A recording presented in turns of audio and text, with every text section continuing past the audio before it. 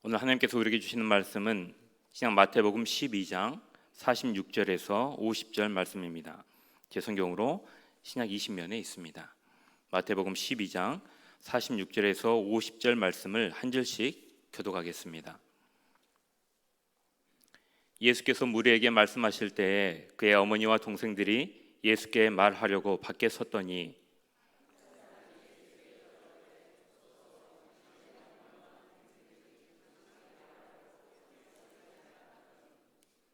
말하던 사람에게 대답하여 이르시되 누가 내 어머니이며 내 동생들이냐 하시고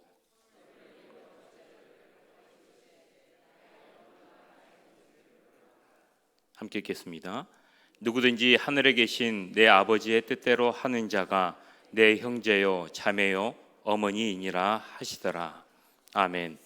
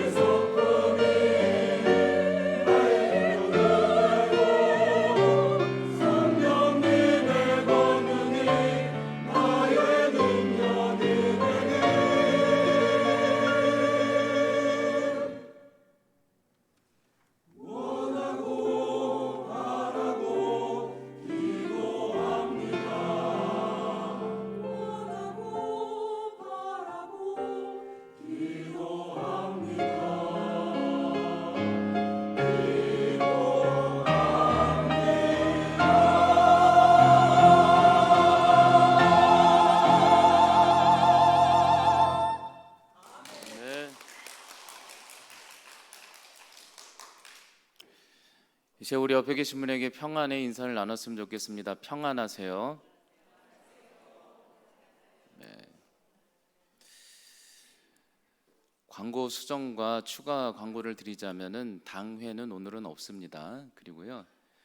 또 이제 다음 주가 선교 축제입니다. 바자회입니다. 우리 기쁨으로 나와서 또 맛있는 것도 먹고 나누는 여러분들이 되었으면 좋겠습니다.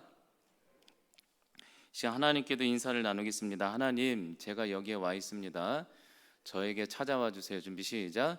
하나님, 제가 여기에 와 있습니다. 저에게 찾아와 주세요. 아멘. 기도하겠습니다.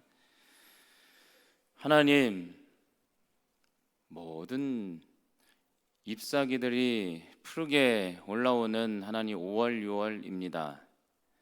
하나님 아버지, 이 가정의 달을 맞이하여서 우리 가정을 사랑하게 하여 주시고 하나님의 뜻 가운데 가정 안에서 주의 영광을 나타내는 복된 하나님, 진솔한 공동체들이 다 되게 하여 주시옵소서. 하나님, 우리 동성교회 열심히 달려오고 있습니다. 동쪽에 빛나는 주님의 별처럼 우리가 세상에 빛과 소금의 역할을 감당하게 하여 주셔서 사람을 살리고 영혼을 살리고 약자의 편이 되는 귀한 교회 되게 하여 주시옵소서. 예수님의 이름으로 기도하옵나이다. 아멘. 2022년 10월 연예인 박수홍 씨의 가족 사건이 한동안 매스컴을 뜨겁게 달구었습니다. 기억나실 것입니다. 옛말에 믿는 도끼에 발등 찍힌다라는 말이 있듯 가장 믿던 친형으로부터 동생 박수홍 씨가 30년간의 출용료를 횡령당한 사건으로 법정 소송까지 간 사건입니다. 부모와 형제, 가족 구성원 모두가 서로를 소송하며 회복할 수 없는 상처만 남긴 안타까운 사건을 기억하실 것입니다. 결국 가족이라는 천륜보다 돈이라는 문제 앞에 세상의 가족이라는 혈육의 끈이 얼마나 힘없이 해체되어 갈 수 있는지를 대표적으로 보여주는 사건이었습니다. 여러분, 이처럼 이 시대 가정 안에는 이런 재정 문제나 이권 문제로 인해서 소송까지 가거나 혹은 안타깝게도 살인까지 가는 경우를 우리는 쉽게 접하게 됩니다. 안타까운 시대이죠. 2023년 코시스 한국 가족 실태에 의하면 이혼율은 1.8, 즉 50%가 조금 못 되고 10커플이면 5커플 정도가 이혼을 한다는 거예요. 가족 간 범죄율이 매년 증가해서 가족 붕괴, 가족 탈출이라는 뜻의 페멕시트, 패밀리 엑시트라는 신조어까지 생겨났을 정도라고 합니다. 가족 탈출? 심각하죠? 여러분, 과연 이런 시대의 모습의 진정한 가족 공동체는 무엇이라고 생각하십니까? 이 가정의 달 5월을 맞이해서 진정한 가족이 되기 위한 핵심 요소는 무엇일까? 이 질문이 중요한 것 같습니다. 오늘 말씀의 현장에 들어가 보도록 하겠습니다. 오늘 예수님은 갈릴리 동네에서 수많은 사람들 앞에서 열정적이며 즐겁게 말씀을 전하고 계시는 대목입니다. 그런데 마침 너무나도 난데없이 예수님의 어머니 마리아와 4명의 동생 가족들이 예수님께 황급히 찾아왔습니다. 왜 찾아왔을까요?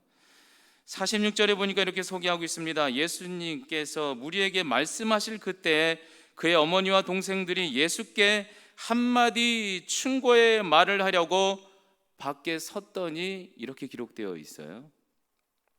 오늘 가족 마리아와 이 동생들은 예수님이 사역하는 곳까지 찾아온 이유는 좋은 얘기가 아니라 오늘 예수님께 요즘 들어 너에게 안 좋은 소문이 들린다고 처신 똑바로 하라고 한마디 하려고 찾아온 거예요. 여러분, 심한 간섭이죠.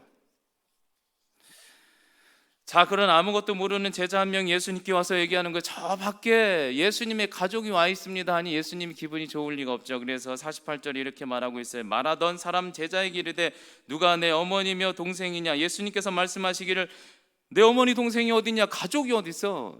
이렇게 얘기하는 거죠. 오늘 예수님은 바쁜 스케줄 사역 가운데 설교하는 중에 갑자기 찾아온 가족 때문에 얼마나 마음이 당황스럽고 섭섭하셨을까요? 사역 좀 끝나고 오면 얼마나 좋아요? 공감이 되십니까? 저는 이 말씀 묵상하면서 조금 공감이 됐습니다. 저도 설교로 바쁠 때, 사역으로 한창 바쁠 때 예고도 없이 누군가 갑자기 찾아온다면 저는 반가울까요? 그런데 누구라도 가족이라도 저에게 한마디 충고하려 오려고 한다면 저도 사람인데 예수님을 떠나서 저도 좋을까? 여러분, 다육이도 안 건드려야 잘 자라듯이 사랑의 눈빛을 보고 이렇게 키워야 되듯이 너무 간섭을 많이 하면 힘들죠. 여러분, 예수님의 이 마음 당혹감과 섭섭함이 느껴지십니까? 여러분, 그렇다면 오늘 예수님의 어머니와 마리아와 가족들은 왜 가족이라면서 예수님께 와서 이렇게 섭섭한 말을 하고자 했을까? 왜 갈등의 시작을 일으켰을까? 이것은 평행복음 마가복음 3장 21, 22절에 이 대목에 대해서 아주 명확하게 설명하고 있어요. 이런 사건이 있었던 거예요. 21절에 예수의 친척들이 듣고 그를 붙들러 나오니 그가 예수님이 미쳤다. 예루살렘에 들어온 서기관들까지 말하기를 그는 바알세불에 집혔다 또는 귀신의 왕에 씌었다. 친척들이나 동네 사람들이 예수님이 귀신 들렸다는 거예요. 그리고 미쳤다는 거예요. 여러분, 이런 소문을 듣기 시작하면서 가족의 갈등이 이제 시작되기 시작하는 거예요. 오늘 마리아의 문제는 무엇이냐면 하나님께서 전에 성령으로 그냥 주신 것도 아니죠. 약속으로, 구약의 말씀으로 잉태하여 분명히 아들을 주셨다고 약속했는데 그 아들이 구원자 예수님인 것을 확실히 믿기보다는 세상의 소문소리, 자신의 체면을 더 크게 생각하고 더 중요한 가치로 여기는 순간부터 그 믿음이 흔들렸다는 거예요. 가족에 대한 믿음. 여러분, 세상의 가치를 더 크게 두면 흔들릴 때가 있습니다. 오늘 말씀 보십시오. 동네 사람들이 내 가족을 보고 좀 미쳤다고 하는 것 같고 조금 안 좋은 기준으로 바라보는 것 같으니까 약속으로 주신 자녀라고 굳건히 믿었는데 믿음이 흔들려서 한마디 하러 오는 거예요. 조금 참으면 되는데. 설교 좀 끝나고 와도 되잖아요. 여러분, 우리가 믿음이 흔들릴 때 어떤 생각이 들어요? 내 남편, 아내, 자녀가 내가 약속하고 결혼했는데 잘못했나? 왜 이렇게 심각하게 보세요? 이게 왜 이러지? 여러분, 세상의 기준과 내 기준과 체면이 무엇이 중요합니까? 남이 삽니다. 남이 무엇이 중요합니까? 신경도 안 씁니다. 진정 중요한 것은 하나님의 약속이 더 중요한 것 아닐까요? 성령으로 가족을 주셨다면 믿음이 있는 거죠. 여러분, 그래서 가족이 중요한 게 뭐냐면 하나님의 약속에 대한 믿음이에요. 그 믿음이 무엇이냐면 반드시 하나님은 우연이 없어 반드시 필연적으로 가장 좋은 만남으로 내 가족과 교회와 공동체를 만나게 해주신 거야. 하나님은 이 만남을 통해서 서로 성장시켜 주실 거야 라는 믿음이 중요한 거죠. 여러분, 이 믿음이 흔들리지 마시기 바랍니다. 소문 남이 사예요. 뭐 중요합니까? 자녀를 키우다 보면 혹은 배우자도 그렇죠. 믿음이 흔들리는 순간이 있어요. 뭐 얘기할 수 있는 부분이니까 저희 가족 얘기하자면 저도 자녀를 키우다가 자녀에 대해서 한 가지 정도는 조금 제 생각과 다를 수도 있잖아요. 저희 자녀는 다 좋았는데 하나가 좀 걱정이었던 게 염려가 많아요. 뭐 용기도 있고 착하고 다 좋아요. 근데 염려가 많아도 조금 많아요. 너무 많아. 제가 상담을 했어도 그 이런 유형인 것을 아는데 막 그런 유형들은 막 별이 떨어지면 어떡할까 막 이런 걸 걱정해요. 그러면 제가 어떻게 생각하겠어요? 야, 사회생활하는 이거 빨리 고쳐줘야지. 뭐 얘기를 해도 되나요? 안 돼요. 그래서 너무 괴로워서 어릴 때, 지금은 안 그러는데 하나님한테 기도했죠. 이게 어떻게 하면 좋습니까? 부모니까. 그랬더니 하나님이 어느 날 저에게 그런 마음을 주시는 거예요. 그러면 뭐라고 그랬냐면 현우야, 너는 어땠을 것 같으니? 그러는 거예요. 여러분, 저희 아들은 저 닮았을까요? 여러분 닮았을까요? 제가 어렸을 때 보니까 얼마나 염려가 많은지. 그런데 저를 담대하게 키우셨던 하나님, 생각해 보니까 저희 아들도 하나님이 양육하는 거 아니겠습니까? 염려와 걱정이라는 부분이 있어야 그래도 하나님과 만나는 접촉점이 있죠. 근데 우리는 우리의 가족과 자녀야 옆에 뭐 부족한 점이 있으면 우리가 하나님의 입장에 대해서 막 채워주려고 다 하는 거예요. 그런데 결핍이 있어야 그 영혼도 하나님을 만납니다. 하나님의 영역을 내버려 둬야죠. 여러분, 가족은 누가 지키냐면 내가 지키는 게 아니라 하나님이 지키십니다. 그리고 그 만남은 우연이 아니에요.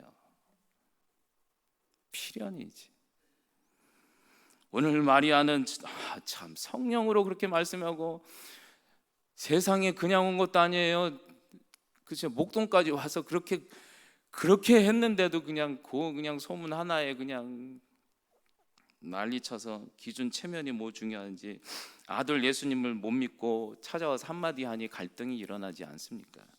그러자 예수님이 어떻게 대답했어요? 가족의 모든 반응과 패턴은 매우 비슷해요.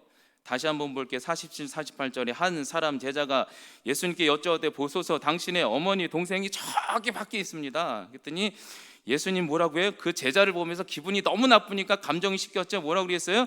누가 내 어머니고 누가 내 동생이야. 여러분 느낌이 좀 오세요? 지금 감정이 섞였어요. 누가 내 어머니고 누가 동생이야. 예수님 다 알 거 아니에요. 한마디 오려고 하는데 저는 눈치 빠르지만 예수님 다 알고 계시는 분 아니에요. 나 가족 싫어. 가족 싫어. 우리를 대신해서 탄식하는 거죠. 여러분 가족은 서로 믿어주는 게 중요한 거예요. 하나님의 약속 안에서 필연히 하나님이 키운다. 내 눈에 보기에는 엄청 어떻게 될 것 같아도 남이 어떻게 됐든 그래서 가족은요 한편 되어주는 게 창세기 2장부터 등장하는 거 아니에요. 돕는 배필 가족은 편되어주는 거예요. 세상에는 누가 내 편대줘요. 근데 편되어주지 않으면 어떻게 돼요? 배우자와 자녀가 상처받고 우리에게 어느 순간 예수님이 탄식하셨던 것처럼 그 탄식의 소리를 우리 가족으로부터 듣게 돼요. 당신이 나한테 해준 게 뭐가 있어? 나에게 부모님이 뭐가 해준 게 뭐가 있어? 우리 가족 맞아요? 부모 맞아요? 배우자 맞아요? 그러면 어떤 마음이 들어요? 내가 얼마나 열심히 살았는데.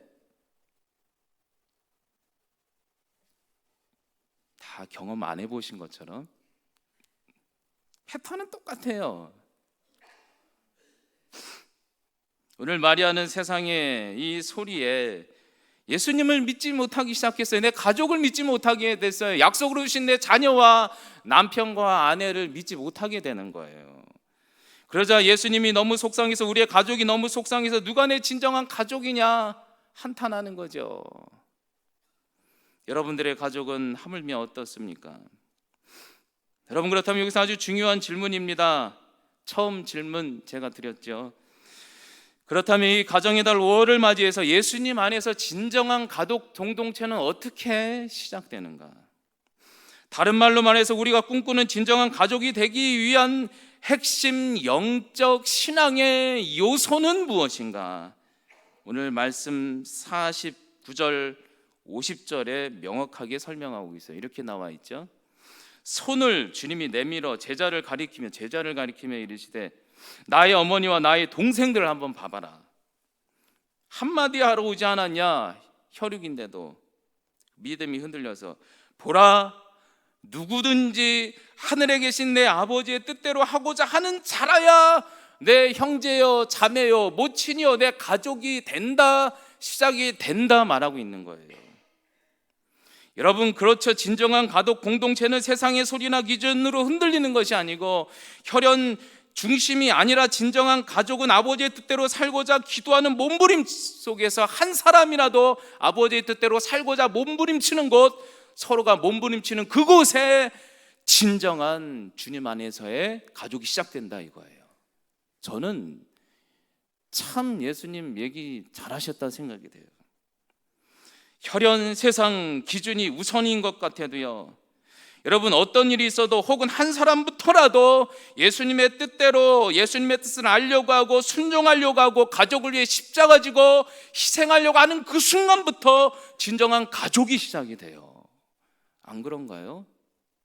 깨어진 가족을 살리는 방법은 하나님 뜻대로 하는 것밖에 없어요. 여러분 예수님도 보세요. 전 인류를 가족 삼기 위해서 그분은 갈보리 산 위에서 자신의 기준과 뜻을 내려놓기 위해 아버지의 뜻대로 해달라고 절규했어요. 그리고 전 인류의 가족을 위해 그분은 가족의 십자가를 지고 가족을 용납하게 인도해달라고 하고 가족을 위해 피를 흘리고 용서함으로 죽기까지 했어요. 그래서 우리가 가족이 된 거예요. 여러분 진정한 가족은 아버지의 뜻이 뭐예요? 주님처럼 가족을 위해 자신의 멍에를 갇히시는 거. 희생이 없으면 진정한 가족이 될 수 없습니다. 여러분 다시 한번 물어봅시다. 혈연으로 맺어진 가족이 진정 끈끈합니까? 우리나라 말에 피는 물보다 진하다. 말은 잘했습니다. 정말 진합니까? 혈연 중에 참 속상하게 하는 분도 많고, 원수는 외나무 다리에 가까이 있다고 그러더니 문제도 많고 갈등도 많은 게 가족 아닙니까? 진정한 가족은 아버지의 뜻대로 살고자 하는 몸부림침이라는 건데 맞다라고는 저는 확신합니다.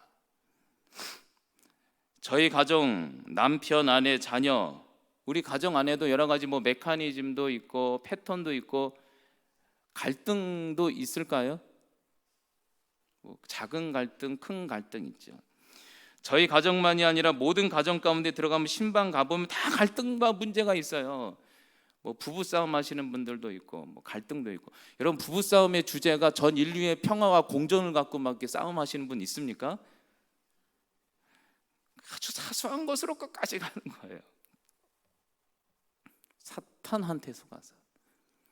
여러분, 우리 가정에 그런 일이 있을 때 저희 가정 그래도 하나님 말씀 들으려고 큐티를 해요. 큐티를 하면 신기해요. 하나님 말씀해 주세요. 어느 때는 용납하라고 하고, 먼저 참으라고 하고, 어느 때는 손해보라고 하고, 어느 때는 헌신하라고 하고. 지금보다 젊었을 땐 자존심 상해서 조금 늦게 얘기했는데 요즘은 조금 이제 머리에 흰머리도 생기니까 조금 마음이 좀 넓어진 것 같아요. 그럴 때면은 제가 먼저 가서 미안하다고 하고, 그럼 가정에 평화가 찾아와요. 정말입니다. 지는 게 이기는 겁니다. 맞죠? 특별히 가정에는요, 남편이 먼저 고개 숙이기 시작하면 천국이 임합니다. 여성이 고개 숙이면 전도가 되고, 남성이 하면 천국이 임합니다. 수준 높은 신앙. 아버지의 뜻대로 해야 진정한 가족이 되는 겁니다. 제가 부부 상담 해봤지만 부부 상담 갈 때 같은 편 내주기 아무리 가르쳐도 될까요? 안 되더라고요. 결국에는 하나님의 뜻대로 하려고 한 사람이라도 무릎 꿇고 몸부림치면 거기서 진정한 가족이 시작된다. 주님 말씀 믿으시죠? 성경에는 모든 진리가 다 들어있어요. 그리고 하나님 그것만이 아닙니다. 우리에게 더 큰 확장된 가족의 선물을 소개해주고 있죠. 사도행전 2장 44절 47절, 오늘 말씀도 그 얘기죠.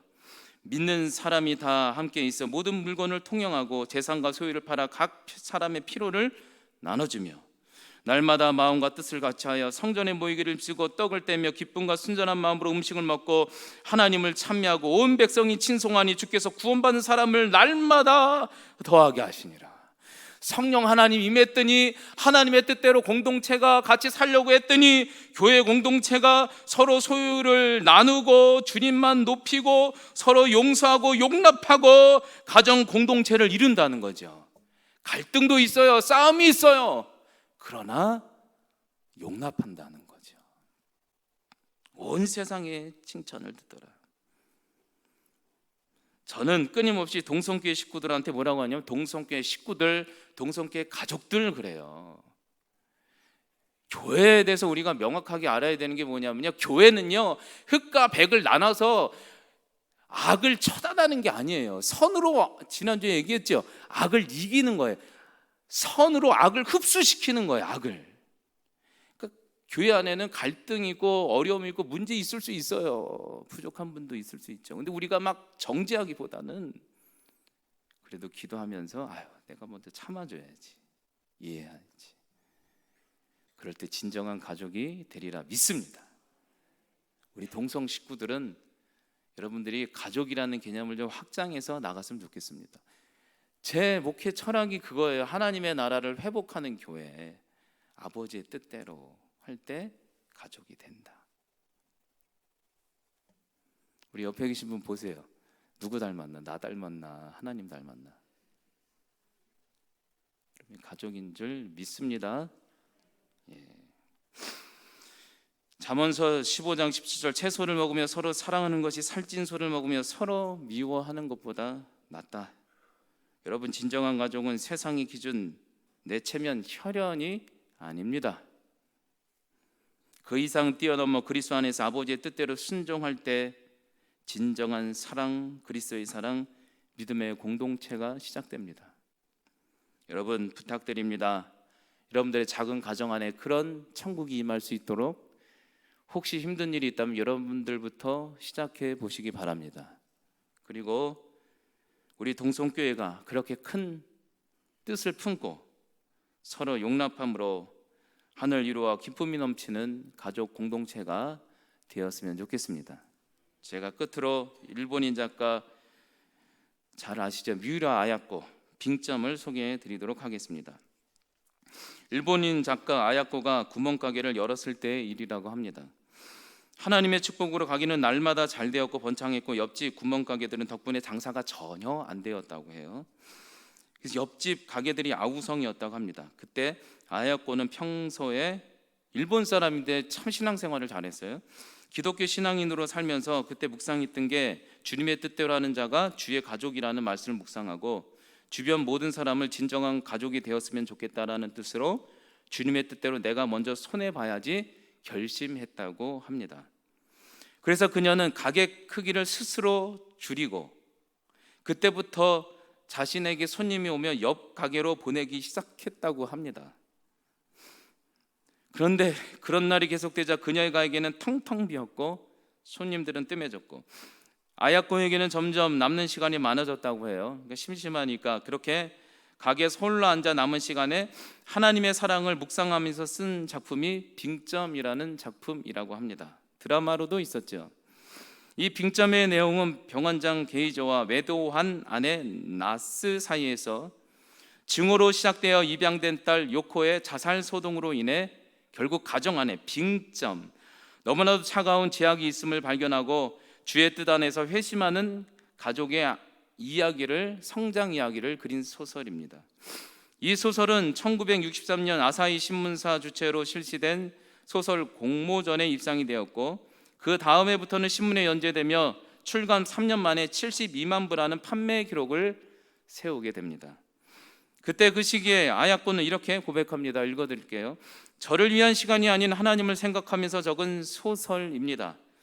그 사랑을 묵상하고 그 안에서 써내려간 소설은 많은 분들에게 위로와 사랑을 받게 된 소설이 되었습니다. 하나님의 사랑을 묵상하고 그 뜻대로 살고자 애쓰는 가족 같은 분들에게는 하나님의 축복이 늘 여러분들과 함께 할 것입니다.